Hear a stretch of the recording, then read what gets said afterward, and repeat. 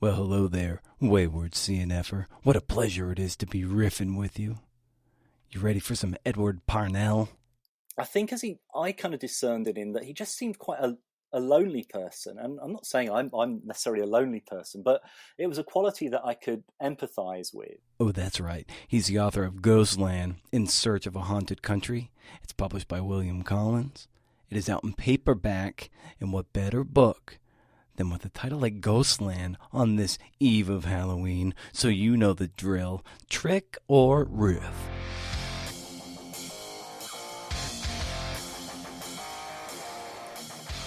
Yeah, that's right. I'm Brendan O'Mara, and this is the Creative Nonfiction Podcast, the show where I talk to badass people about the art and craft of telling true stories.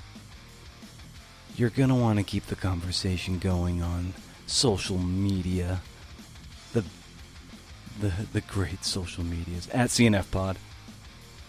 Head over to BrendanO'Mara.com for show notes and to sign up for my monthly reading recommendation newsletter. It goes up to 11. That's right, 11 goodies. And this month, there might even be a Zoom link for a CNF and jam sesh. You ready for that? Bring whatever you want.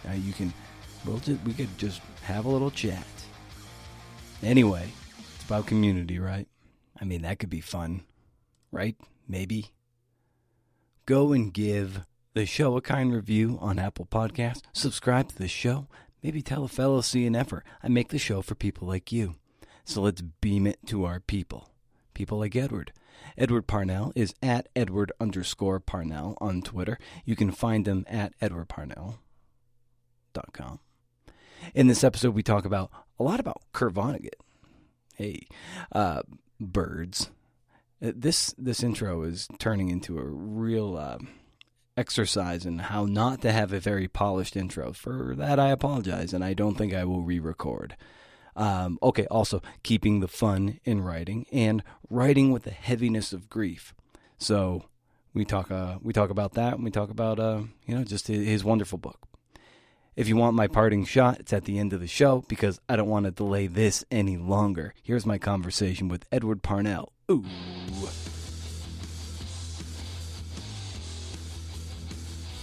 I think I always liked writing stories.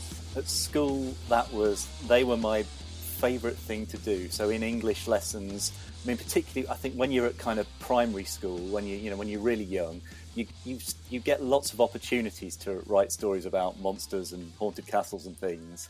And then obviously as you kind of get older and you're into secondary school, high school, it's all about kind of essays about, the books you're reading, isn't it? But I do remember that you'd occasionally, with a couple of my teachers, you'd get to write the odd short story, and that was always my favourite thing. So I think I had a sense that I was quite good at it as well, and I suppose that when you think that you're reasonably good at something, or it's less hard work than doing science and things, that's an attraction in itself. So I think I was always kind of drawn to that, and I ended up doing lots of jobs where I was writing for my living in a certain way. So I was a press officer, a communications officer for various different organizations. I worked in television as well. So I wrote a few scripts for some kind of pretty low grade documentaries and things, and then a couple of better ones and a couple of popular history series. So quite varied stuff. I think with that, I was always a little bit frustrated in that obviously you were writing to a brief and it wasn't your own stuff. So I did always kind of harbour this urge to actually be a novelist and to go and write a novel. And I think that was always my kind of escape clause, that I would give the job up one day and go and do that. And of course, I'm sure I had, and that is something I eventually did when I got a place on a creative writing MA degree at the University of East Anglia, which is one of the most prestigious courses of its kind in the UK. It's a bit like the Iowa one, I suppose. So I got a place on that and gave my job up. And that was kind of, I was doing it for real then, because before that, I think I was just sort of dabbling in my own writing, and then I actually had to kind of produce stuff. But obviously what I hadn't kind of realised at that point is then the the nitty reality of then trying to be a writer afterwards and earn a living from it. So you're balancing those two different worlds, I suppose. But yeah, in a very long-winded answer, I think I always kind of was attracted to writing. I also I think maybe I could have gone in a different way, and I suppose I probably really wanted to be a film director, but I didn't really know how to go about doing that, and kind of missed the boat with that one. So writing kind of seemed a better option. And I remember something that Kurt Vonnegut says in one of his kind of books, where he was advising his students that who wanted to kind of go into film, that look, I'm paraphrasing him here, but essentially the stuff you write will end up being filtered through thousands of other people, whereas if you're writing something, that's going to be pretty much your own creation that you get to put out there, give or take a bit of an input from editors and people. So when I kind of finally, having done a little bit of dabbling in that TV work, when I finally got to write a couple of my own books, I can see that, and absolutely, I think now I'm a bit of a control freak, so being able to just write my own book, and those are my words. I can't really hide behind anyone else. That's good, I think. I'm so glad you brought up Vonnegut. I have him in my notes from reading Ghostland, and I love he's a top 3 writer for me, and me too. Very influential. I love his style. I love his humanity and his humor, and the simplicity through which he writes. Of course, it's deceivingly simple how he writes in pretty pared down sentences and vocabulary that's very approachable for most readers. And what was it about, or what is it about Vonnegut that is so attractive to you as a writer and a reader? I think you've hit the nail on the head with his humanity. Really, it's his warmth, and he's kind of got that.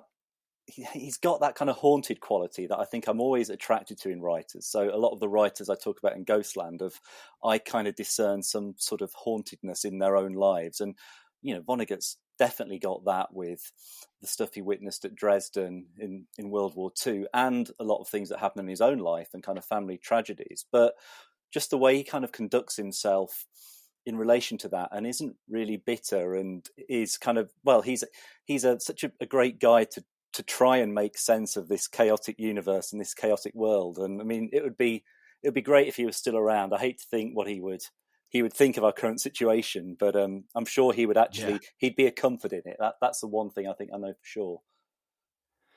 Yeah, and my favorite, I've read almost all of his novels, and I probably say my favorite is oh my goodness, Mother Night.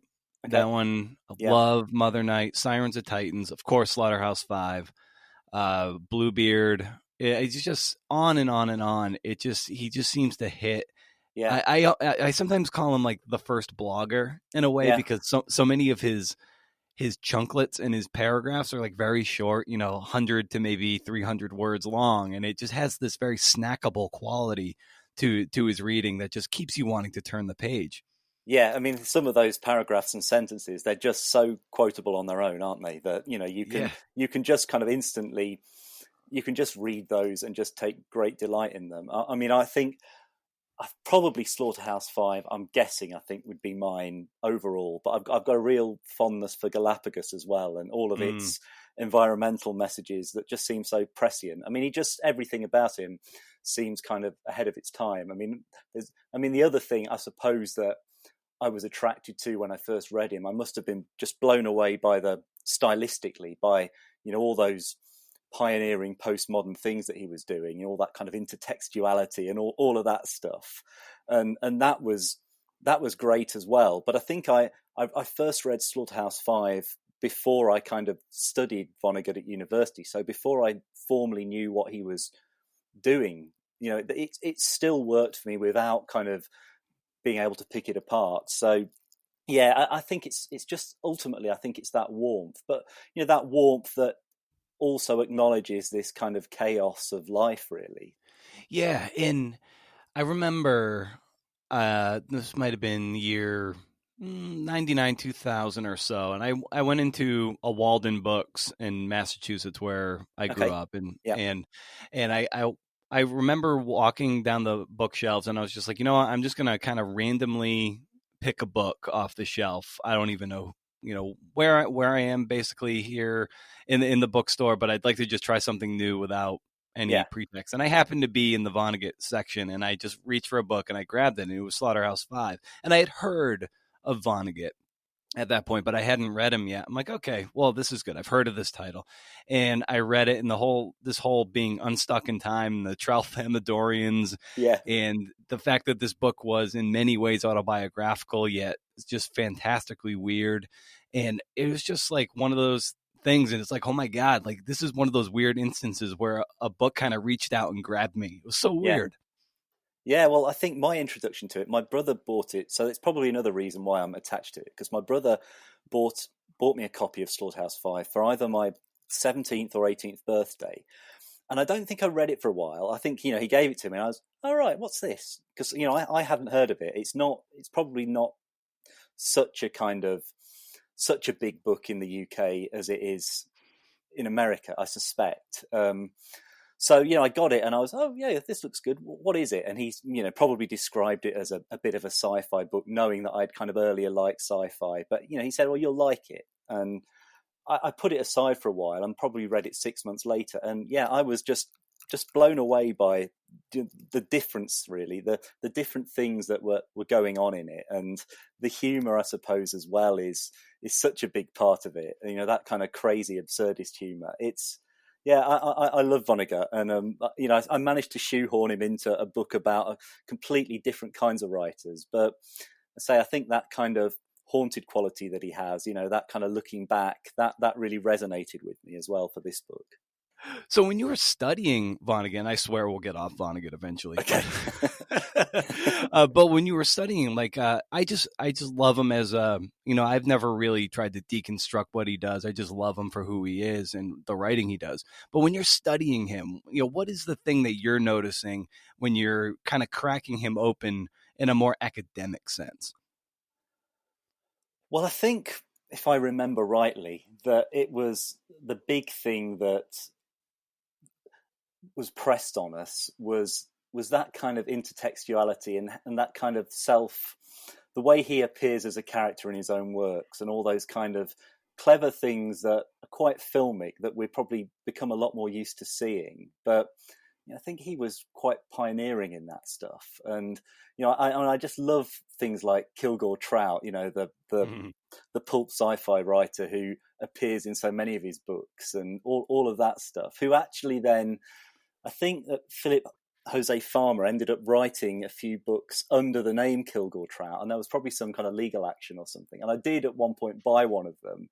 But yeah, I think that all of that stuff really, that is just, he was kind of formally doing different stuff, and certainly when he first did it, it was so fresh and interesting, and just the kind of, I think the kind of layout of the books. I mean, you look at something like Timequake or Hocus Pocus, I think, that's written on these kind of purportedly written on these little scraps of paper or something. Yeah.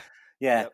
They're just interesting and clever, and the narrators, that Galapagos is narrated by a ghost a million years into the future. But the fact that there's that kind of so I think that Galapagos, which is one of my favourites, is narrated by Kilgore Trout's son, but dead son. So all these characters they kind of ghost through the books, and they appear kind of briefly in other things, but as do things like the Tralfamadorians, and who I'm sure were kind of probably when he initially kind of came up with them thought, oh, that's a kind of amusing idea, and then they kind of became a thing. So I guess there's this great internal logic to his own kind of universe of writing, really.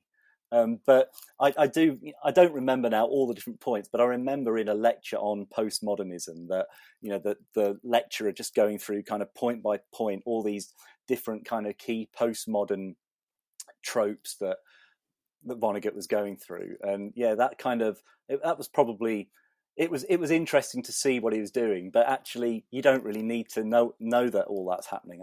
I think it's probably more enjoyable if you're just reading them. in the course of writing professionally, how have you maintained that a sense of fun and whimsy with the approach to writing, so you don't get too bogged down or burned out, and you can still, approach the work in the way that you can, and the way you did with, of course, your novel, which I haven't read yet, the listeners, and of course Ghostland, which I have read. So how have you maintained that sense of fun and play, so you can do the work and do it well?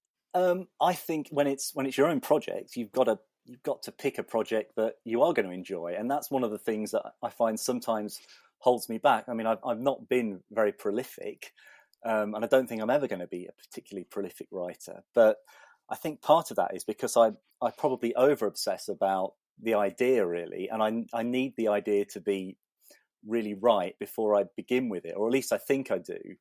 So I kind of probably end up not pursuing things and just seeing where they go, because I kind of want them to be more fully formed. So, but I suppose part of that is that I want them to be.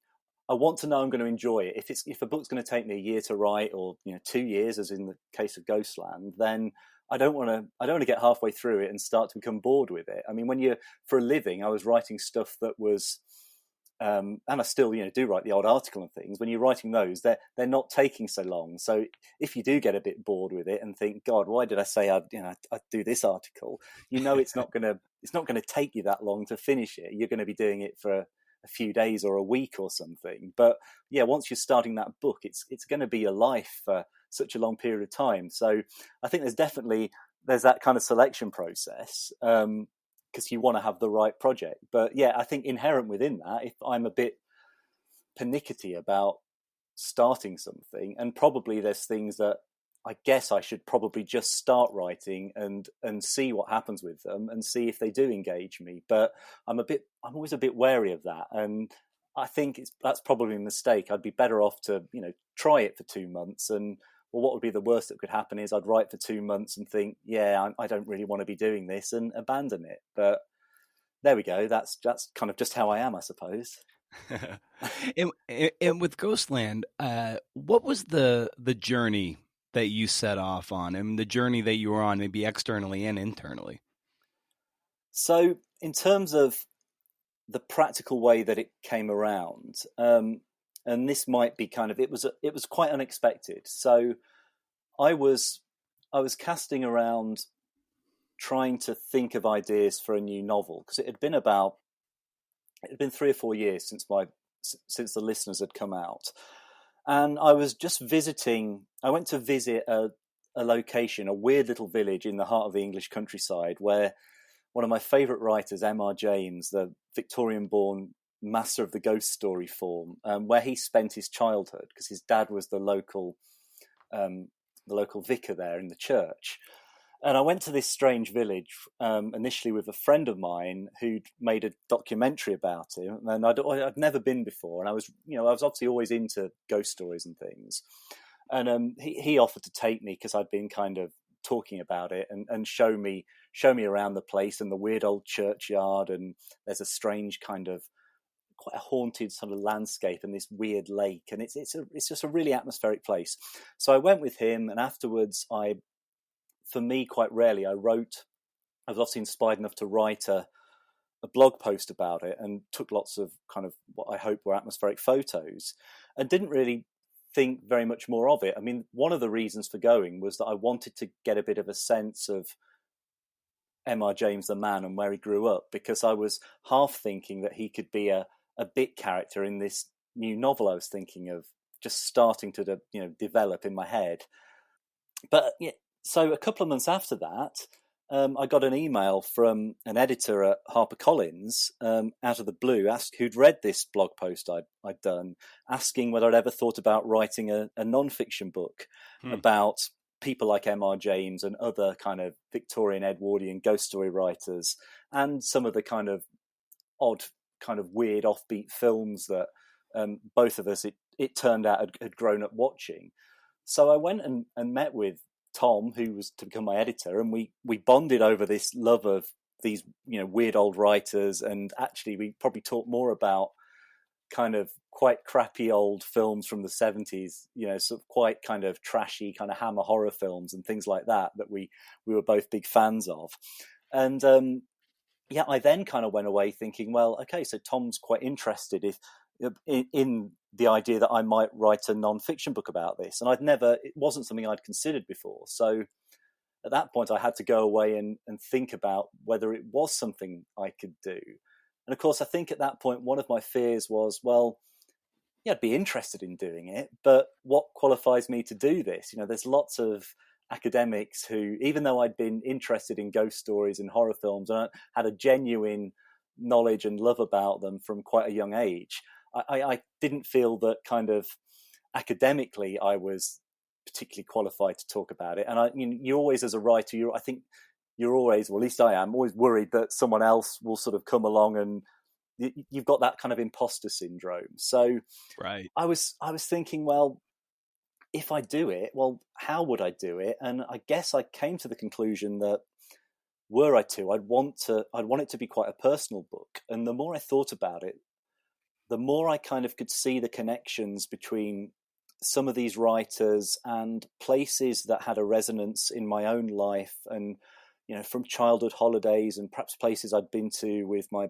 parents, and that all kind of tied in with my family story, because this wasn't too long after my brother had died. So I was kind of, I think that was one of the reasons why the new novel wasn't really rushing out of my brain, because I was dealing with all that kind of grief. So I suppose this allowed me to think, well, okay, there is a story I can tell here, and it's kind of, as well as the story of all these writers and artists and filmmakers, it's my story and the kind of story of my haunted family. So, and once I kind of had that idea and could suddenly see a structure in which I could kind of cover both bases, I was a lot more confident of pitching that idea, because I thought, well, no one else is going to do this. And yeah, if I'm worried that someone else will have more to say about these stories or these writers, well, at least the way I'm doing it is going to be original. And yeah, no one else is going to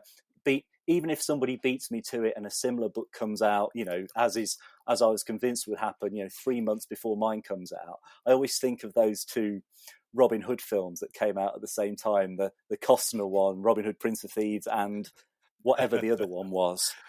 And I didn't want to be like that, really. But I thought, well, if I'm kind of writing a part memoir as well, then if that happens, so be it. At least my part of the story is going to be fresh. So I went away and pitched it, and it got commissioned. And I suppose that was another thing I wasn't used to, because as a novelist, a fairly low-grade novelist, what happens is you write your novel and hope that somebody, once it's finished, that if you've got an agent, if they'll be able to sell it, or you'll kind of hoik it around yourself. But this was, suddenly I had a commission to write this as well, and a bit of an advance and things. So that kind of probably altered the creative process for me as well, because I knew that at the end of it, this book was going to come out, which was really quite freeing. And I think probably another reason for me being slow at that point to have written another novel is because I was kind of thinking, well, I'll get to the end and I'll finish it. And even if I'm happy with it, there's that kind of,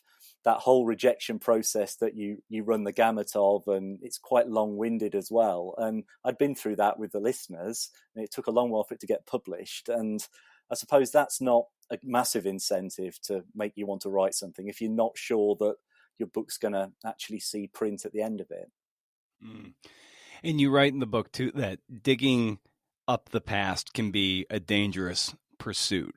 Yeah, it was difficult, because obviously I was delving into lots of, I wouldn't say they were exactly buried memories. I mean, I think some of them were. Some of the kind of sadder stuff, kind of thinking back to kind of lost family members and stuff, that was hard to focus back on. And those kind of memories aren't things that that most people, I don't think, it's not healthy to kind of be focusing all day on that stuff. So there's lots of elements like that in your life that I think you end up kind of putting into a box or parking. So I suppose I was going back to look at those, but I think I was at the point where I really wanted to as well, because these were things I hadn't really thought about, other than in kind of fleeting moments, or sometimes in the middle of the night when you kind of wake up or you've had some odd fragment of a dream or something.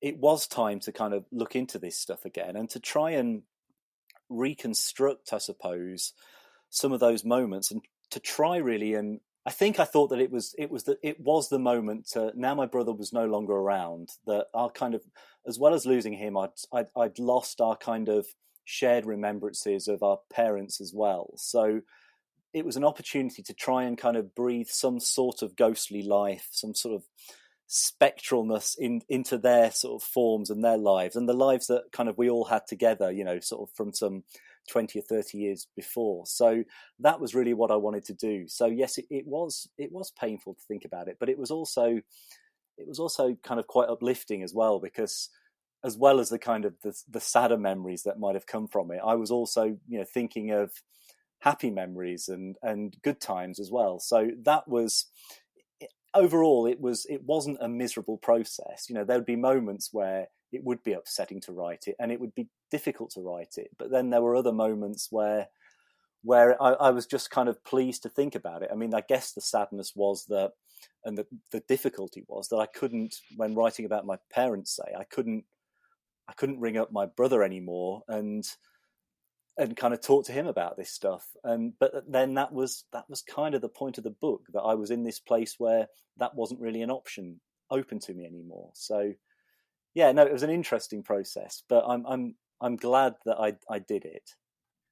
Yeah, and it in a sense, in the context of the book, and this can be interpreted in any number of ways, but it's almost like, you're the last member of your family, who's your nuclear family, that who is alive, and in a sense, like they are haunting you, but in a sense too, it's like you are in a sense the ghost of like haunting the past family as well. Like you're both kind of traversing these kind of worlds and bridging these worlds, and what we consider the living and where they and the dead. It's I don't know, it just kind of popped into my head as you were talking, but it just kind of there is that ghostly connection between you and your family. I think I kind of felt a sense of responsibility as well and that was a real driving force, and that was one of the things that it felt quite a privilege to have been commissioned to write the book, given that they obviously knew that it was a part memoir as well as part cultural history and part travel book, part psychogeography, call it what you will. But, mm-hmm. I had this responsibility that, if I didn't tell this story, then no one else was going to tell it. And obviously once I kind of pop my clogs, then no one else is going to tell it either. So it really felt like, yeah, you get on and write this, because yeah, if you don't, no one else will. And it's an interesting story I hope to tell. But I also genuinely think it kind of tied in with the other themes of the book, really. And a part of the book that is always a big through line through the whole book are birds. And maybe you can speak to the importance of birds and ornithology and why that was kind of a connective tissue between your whole family and specifically your brother. Yeah, so we grew up in quite a rural area, really flat part of the country, a farming area, an arable farming area. It's probably like the Midwest or something. It's not. I wouldn't say now it's a particularly attractive area, but it's kind of, I think, has a sort of bleak, open beauty at certain times of the year. In the middle of the winter, those kind of empty fields, and it has a certain quality that's also a little bit kind of ghostly as well, and is quite attractive to writers of the kind of weird in the area as well. So M.R. James, actually, where he ended up as a academic in Cambridge, that's not too far from where I grew up, in this kind of flat fenland landscape. But as well as that sort of atmosphere of the place, I do remember my mum we'd go on sort of drives after school or at the weekend, and my mum would take myself and my granddad, who sort of grew up farming that land and working on it, and she'd take us on drives around kind of along the local riverbank and things, and we'd be looking for owls, barn owls and short-eared owls and swans and things on the river, and all these kind of farmland birds that we would go on these drives looking for. So that became a thing kind of from quite an early age, this kind of looking for owls and things, and I really liked that. And as I got older, I certainly always did have that attraction to looking for wildlife. And then my brother, who was 6 years older than me, got kind of much more seriously into bird watching when he was in his late teens, I suppose. So me being the kind of younger brother who hero worshipped him a bit, I kind of ended up probably annoying him, but tagging along a bit. And then bird watching became a hobby for me as well. And we'd end up driving quite a lot around the country looking for rare birds when, as he got a bit older and things. So I suppose the birds are in there because they're a link to that kind of my earliest memories, and they're a link to times with my brother and also my mum and my dad as well to an extent.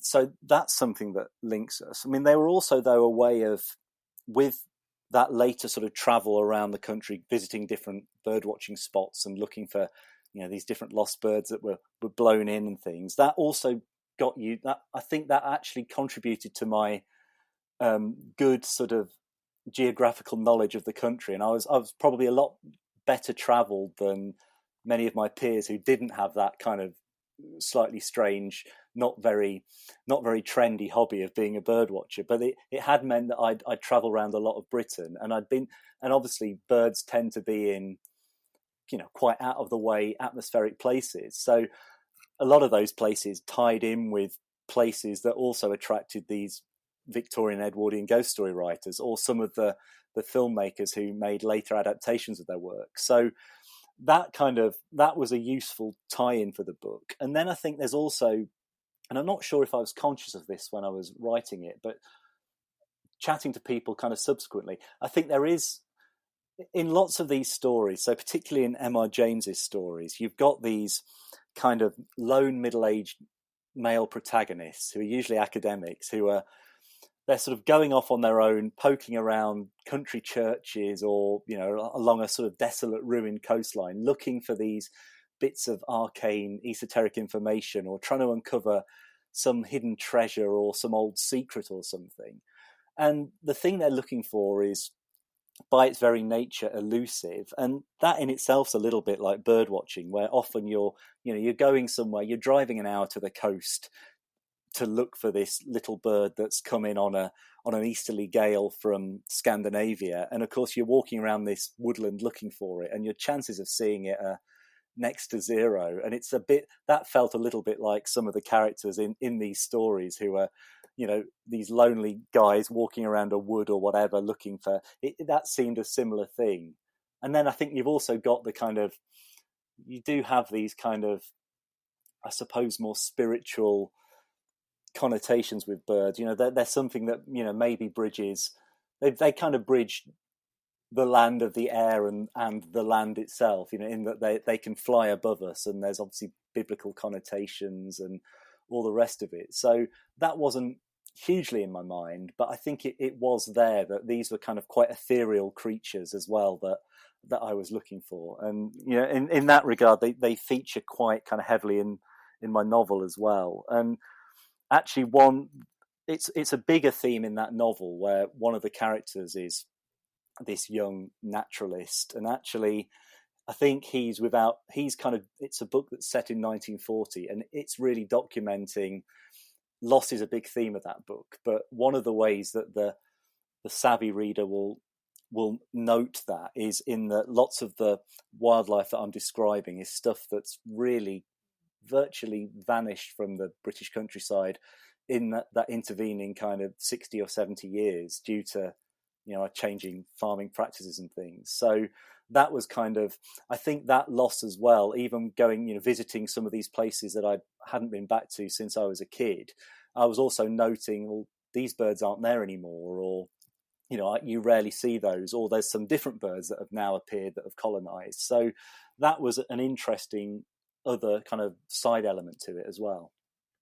And there's something to be said about, the fact that, the book, you're going in between, worlds and memories, and birds are by their very nature migratory. So they're going from one place to another. Yep. And they appeal to the senses in a different way too, because before you see them, you often hear them. So Yep.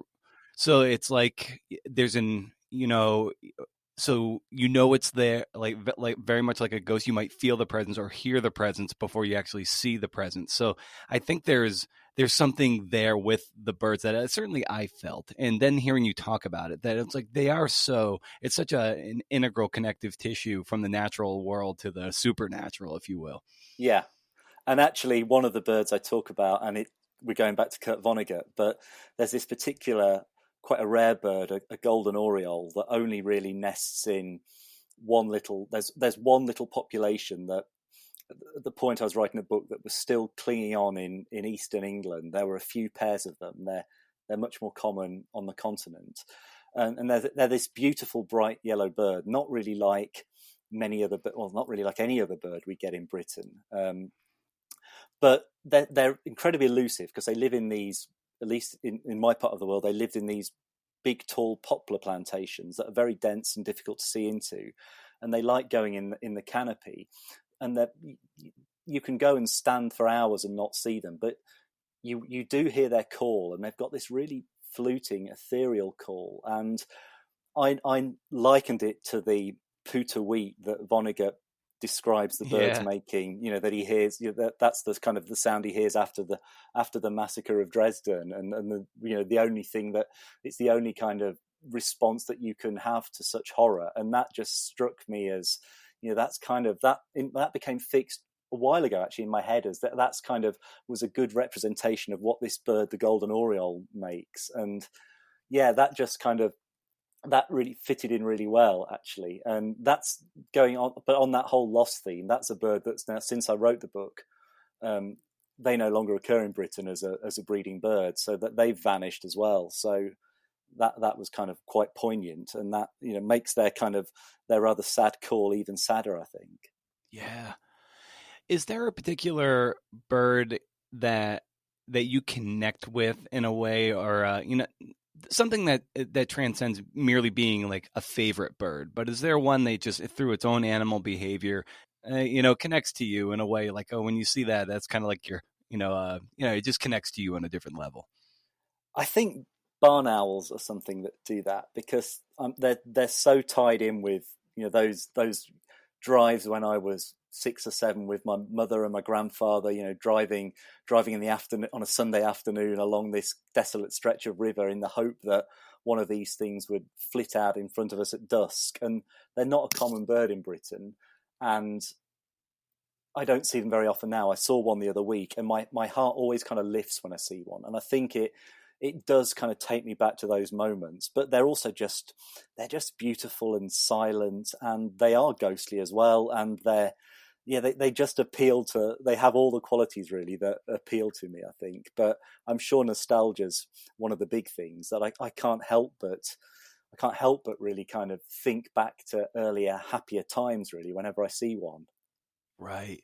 For me, I love catching just a lone great blue heron, Yeah, just out in the marsh, hunched over. They just kind of look like old wizards to yeah, me, and they're just kind of there. And then their call, which is just this almost croaking. ghastly croak. Yeah, It's so creepy. It's I don't know. I just love them. I love just the way they comport themselves, hold themselves, their posture, and then of course that gross croak. yeah, they're up there for me too. Not the great blue, because we get over here we get a very, it looks very similar. It's a grey heron, but it's quite hard to tell from a great blue heron. But they were another bird that, yeah, on those kind of childhood drives that we would go along the river counting them, and if you saw 3 or 4 of them, that would be fantastic. So yeah, I know exactly where you're coming from with those.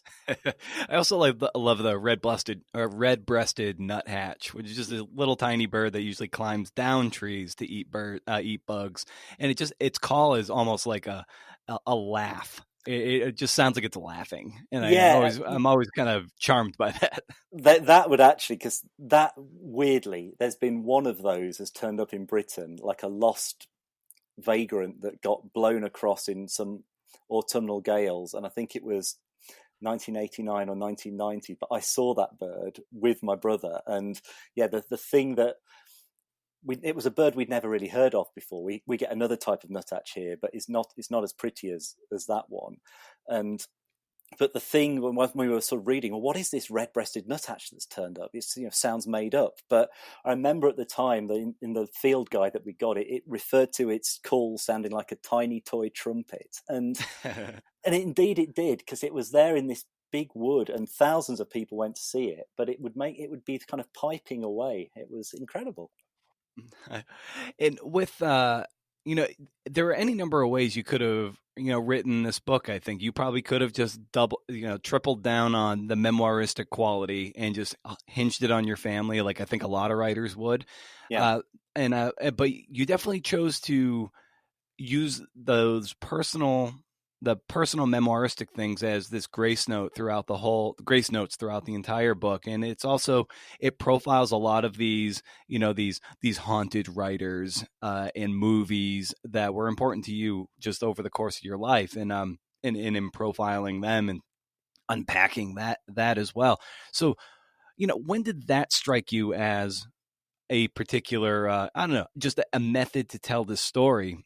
In terms of the approach I took, I think I was kind of thinking of my novel writing background, because I think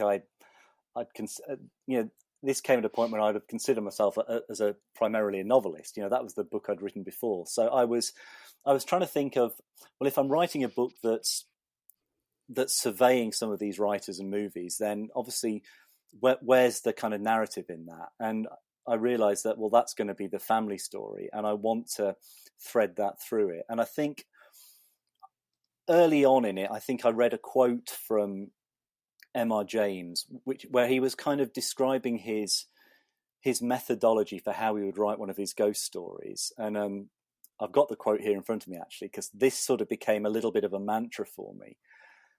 It goes, "Let us then be introduced to the actors in a placid way. Let us see them going about their ordinary business, undisturbed by forebodings, pleased with their surroundings. And into this calm environment, let the ominous thing put out its head, unobtrusively at first, and then more insistently, until it holds the stage." And I thought, yeah, that's what I can do with this. I can hint.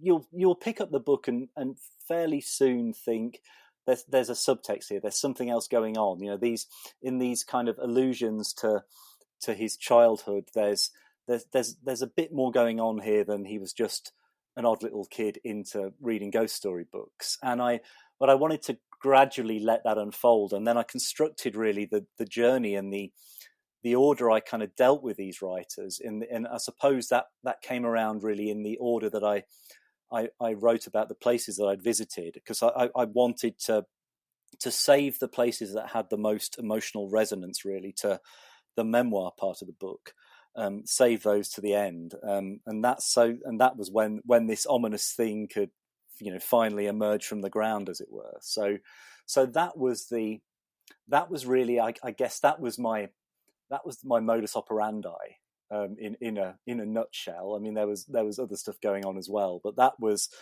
how I wanted to, and I think I always knew that was how I wanted to approach it. What parallels and commonalities did you notice in your research with these writers that you admire? Was there anything that you saw in common with yourself and them?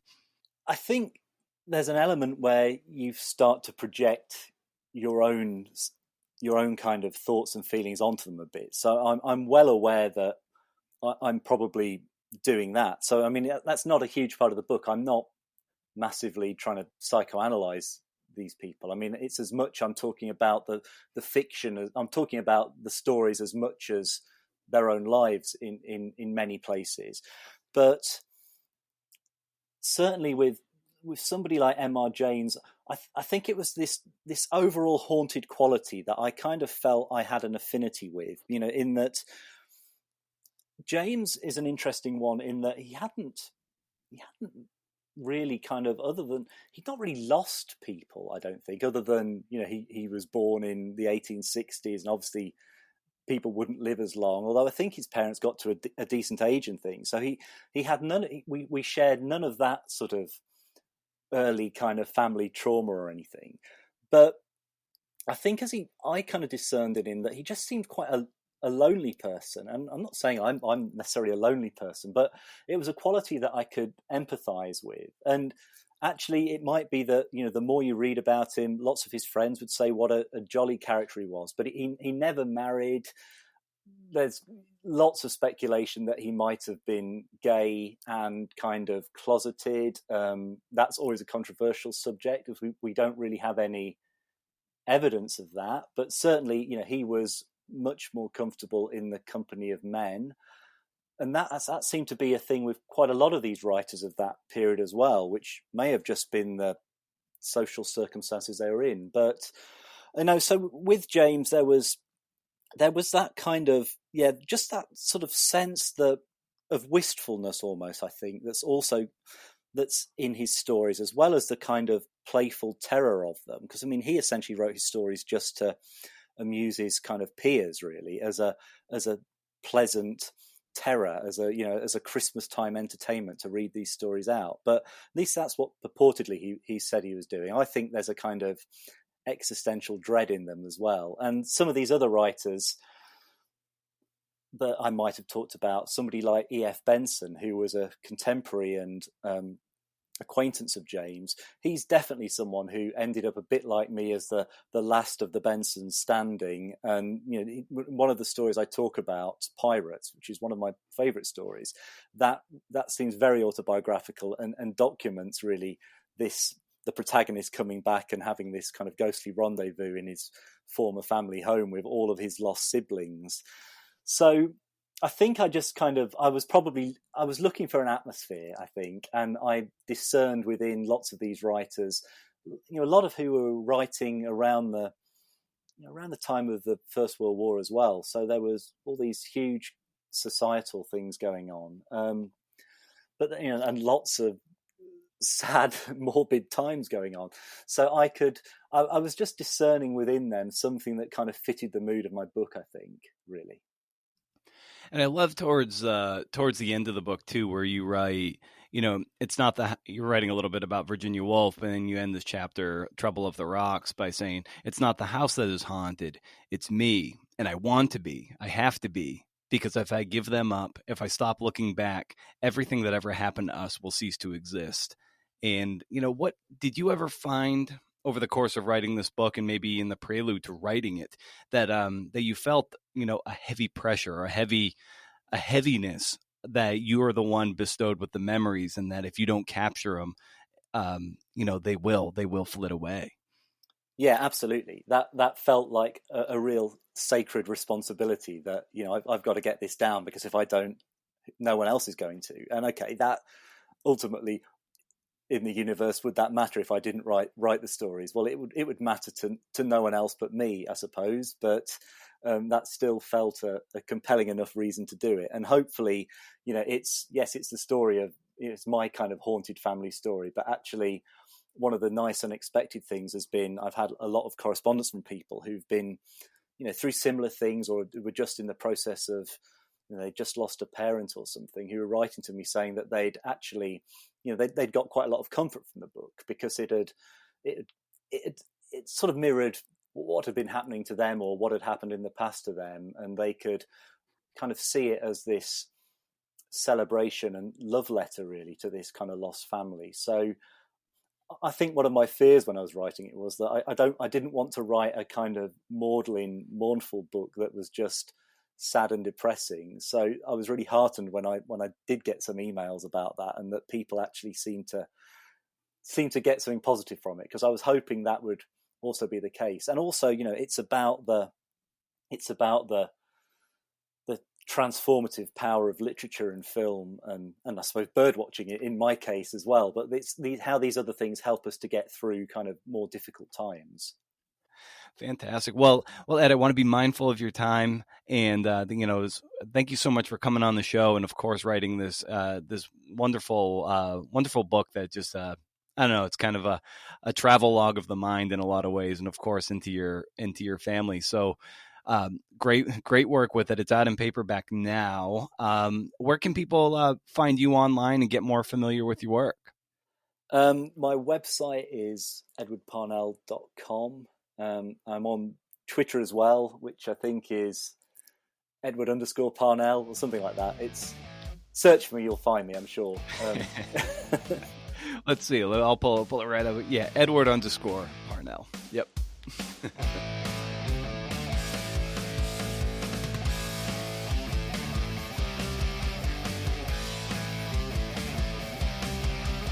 Shabby, right? I love talking to those folks from the UK. I mean, there's Edward there.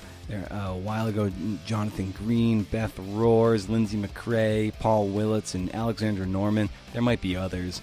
It's always a pleasure for that accent to land on the ear. I think so.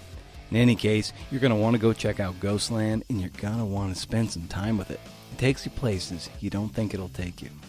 It's good stuff.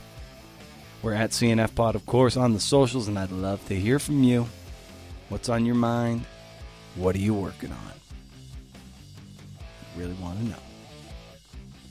I'm not entirely sure how to pivot to this thing in my little parting shot here, so I'll just dive right in.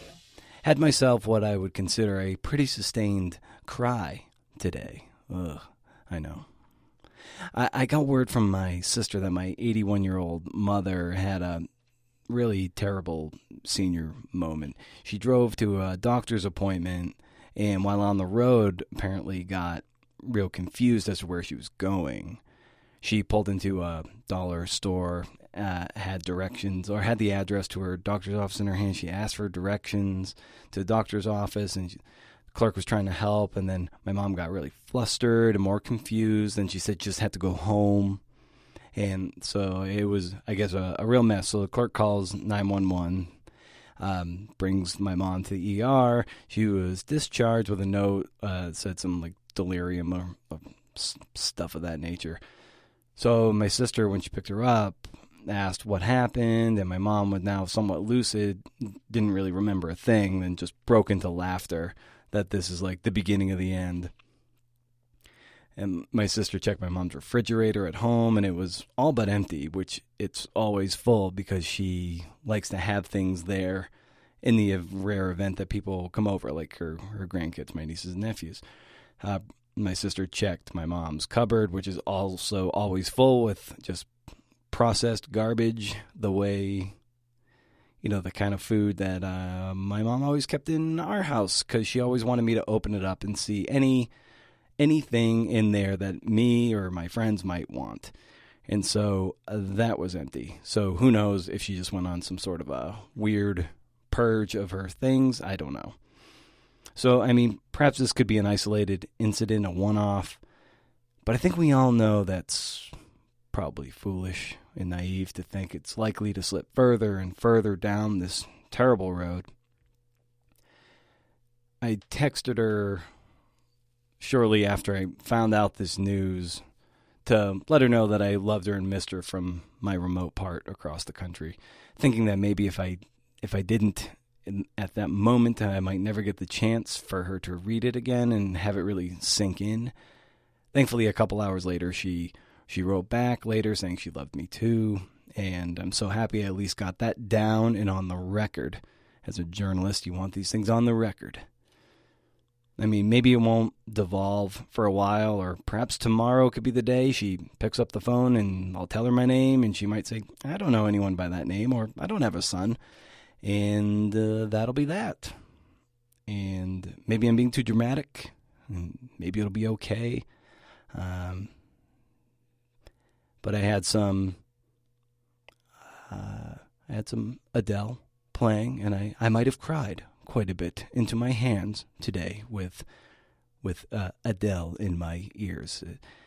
I might even be crying a little bit right now, and I am more embarrassed about the Adele than the crying, but whatever. And because, I don't know, it was like it was my mom and I growing up. My parents split up. It was me and Jerry against the world. And while she's still here, I will of course do my best to keep in touch. And my mom, she knows as well as anyone, and would likely tell me Ryan, because my family calls me Ryan, my middle name. She'd probably be like, Ryan, if you can't do interview, sing it.